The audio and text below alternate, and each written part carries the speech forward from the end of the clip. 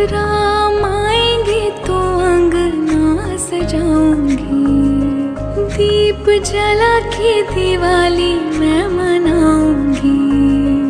मेरे जन्मों के सारे पाप मिट जाएंगे, राम आएंगे।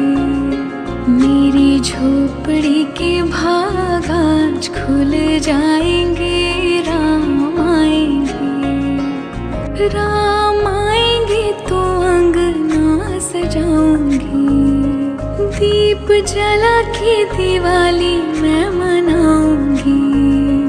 मेरे जन्मों के सारे पाप मिट जाएंगे, राम आएंगे। मेरी झोपड़ी के भाग आज खुल जाएंगे। जय श्री राम, जय श्री कृष्ण। આજે ભગવાન શ્રી રામ 500 વર્ષ પછી પાછા અયોધ્યામાં પધારી રહ્યા છે, તો એના માટે દરેક દેશવાસીઓને ખૂબ ખૂબ ખૂબ મંગલ વધાય। અને ભગવાન શ્રી રામના પુનઃ આગમનની સાથે સાથે અમે પણ તમારા મનોરંજન માટે એક અલગ જ પ્રયત્ન કરી રહ્યા છીએ, તો એ પ્રયત્નમાં તમારો સાથ સહકાર આપવા નમ્ર વિનંતી છે। એ માટે અમારી ચેનલને લાઈક કરો, શેર કરો અને સબસ્ક્રાઇબ કરો।